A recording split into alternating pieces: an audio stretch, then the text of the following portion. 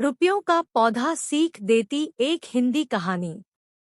चिंकी जो कि बहुत ही गरीब परिवार से थी, इसी गरीबी के चलते किसी तरह उसके माता पिता उसके पढ़ाई लिखाई का जिम्मा संभाल रहे थे। चूंकि अब गर्मी का मौसम शुरू हो चुका था, जिसके कारण हर साल की इस साल भी स्कूल बंद होने का समय आ गया था। सभी बच्चे गर्मियों की छुट्टियों में घूमने का प्लान बना रहे थे। कोई बच्चा पिकनिक मनाने की प्लान कर रहा था तो दूर घूमने का प्लान कर रहा था। लेकिन चिंकी जो कि अपने घर की गरीबी हालात से अच्छी तरह परिचित थी, उसे पता था कि उसके माता पिता के पास इतने पैसे नहीं है कि वह दूर कहीं पिकनिक मनाने जा सके। इसलिए वह चुपचाप सभी की बातें सुन रही थी और मन ही मन अपने गरीबी पर भी सोच रही थी।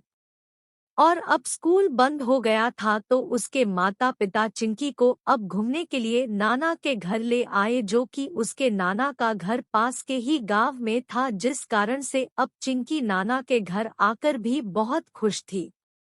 फिर अगले दिन वह सुबह जल्दी उठ गई थी कि उसके नाना अपने साथ घुमाने के लिए अपने बगीचे ले गए, जहां तरह तरह के खूब बड़े बड़े पेड़ थे जिन पर फल और फूल लगे हुए थे, जिन्हें देखकर चिंकी बहुत खुश हुई। इसी समय बगीचे में काम करने वाले एक व्यक्ति पर गई, जहां वह नए पौधे के लिए गड्ढा खोदकर बीज लगा रहे थे, जिसे देखकर चिंकी ने पूछा, अंकल यह आप क्या कर रहे हैं? तो उस व्यक्ति ने बताया कि वह पेड़ के बीज लगा रहा है, जिससे कुछ समय बाद पानी देने पर इसमें से छोटा पौधा निकलेगा और फिर यही बड़ा होकर हमें ढेर सारी फल भी देगा। चिंकी उस व्यक्ति का बात सुनकर बहुत ही खुश हुई और फिर कुछ देर बाद अपने नाना के साथ घर आ गई और घर के पिछवाड़े में वह भी कुदाल और पानी लेकर पहुंच गई और फिर उसने थोड़ा गड्ढा किया और बीज के साथ अपने पास के पैसे के सिक्के को भी गड्ढे में डालकर मिट्टी से ढक दिया और रोज सुबह सुबह पानी देने लगी। जिसे देखकर एक दिन उसके नाना ने पूछा लिया, चिंकी बेटा तुम यहाँ रोज पानी किस लिए देती हो? तो अपने नाना का सवाल सुनकर चिंकी बोली, नाना जी आपने बताया था कि बीज लगाने से उसमें से पौधे निकलते हैं और फिर वे बड़े होकर पेड़ बनते हैं और फिर फल देते हैं। तो मैंने भी अपने मम्मी पापा की गरीबी को दूर करने के लिए पैसे का पेड़ लगाई हूँ, जिसके लिए मैं रोज इसमें पानी देती हूँ, जिससे इसमें से रुपए का पौधा निकलेगा और फिर इन पैसों से हमारी गरीबी दूर हो जाएगी। चिंकी की बात सुनकर उसके नाना जी हंस दिए, बोले बेटा रुपए के पौधे भी कहीं होते हैं क्या? इस पर चिंकी कुछ जवाब नहीं दे पाई तो नाना जी बोला, रुको मैं तुम्हें समझाता हूँ। इसके बाद वे चिंकी से बोले, तुमने जो पैसे को जमीन के अंदर लगाया है उसे निकाल लो, फिर मैं तुम्हें समझाता हूँ कि रुपए के पौधे कहाँ लगा सकते हैं।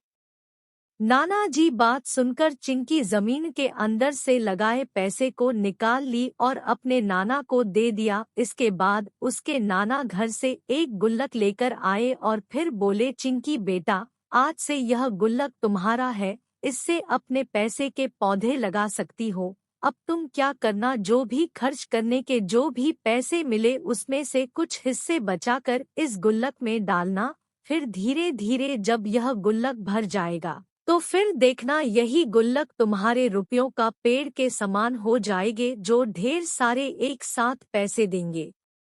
अब चिंकी समझ चुकी थी कि पैसे का कोई पौधा नहीं होता है, बल्कि इसे तो बचत और मेहनत से बढ़ाया जा सकता है। इसके बाद चिंकी को जब भी पैसे खर्च करने को मिलते थे तो उन पैसों के कुछ हिस्से को गुल्लक में डालने लगी थी और इस तरह धीरे धीरे एक साल बीत चुके थे और फिर सारे बच्चों ने फिर से एक बार पिकनिक जाने का फैसला कर रहे थे। तो अब की बार चिंकी भी कहाँ चुकने वाली थी। अब तो वह खुशी खुशी दौड़कर घर आई और अपने मम्मी पापा से पिकनिक जाने के लिए उस गुल्लक को दिखा दिया, जिससे देखकर चिंकी के मम्मी पापा बहुत खुश हुए, क्योंकि चिंकी की छोटी छोटी बचत अब एक बड़े पेड़ के रुपयों के समान हो गए थे, जो कि उसके सपनों को पूरा करने के लिए काफी था। इस प्रकार एक सही मार्गदर्शन से चिंकी अब बचत करना सीख गई थी और इन बचत से अपने सपनों को भी पूरा करना सीख गई थी। फिर इस तरह चिंकी अब की बार पिकनिक मनाने भी गई और वहां खूब एंजॉय भी किया। कहानी से शिक्षा। वो कहते हैं ना, घड़ा तभी सुंदर बनता है जब अंदर से सहारे देकर बाहर से थपकी लगाई जाती है, तो निश्चित ही घड़ा बहुत ही सुंदर बनता है। ठीक उसी प्रकार हम सभी का बचपन भी होता है, जिसे हमारे माता पिता के मार्गदर्शन और सही दिशा से अपने आने वाले जीवन को बहुत ही सुंदर बना सकते हैं। इस कहानी में चिंकी भले ही गरीब परिवार से थी, लेकिन उसकी छोटी छोटी बचत उसके सपनों को पूरा करने के लिए काफी था, और ऐसा सब कुछ उसके नाना जी के सही मार्गदर्शन से हुआ। इस प्रकार यदि हमें भी अपना जीवन सुंदर बनाना है, तो हमें अपने माता पिता के मार्गदर्शन से हमेशा आगे बढ़ते रहना चाहिए, क्योंकि कोई भी माँ बाप अपने बच्चों का हमेशा भला ही चाहते हैं और जो भी मार्गदर्शन करते हैं सदा उनके हित में ही होता है। तो आप सभी इस कहानी को पढ़ने के बाद सीख जरूर मिली होगी। तो आपको यह कहानी कैसा लगा कमेंट में जरूर बताएं, और ऐसी नई नई कहानी को सुनने के लिए चैनल को सब्सक्राइब जरूर करें।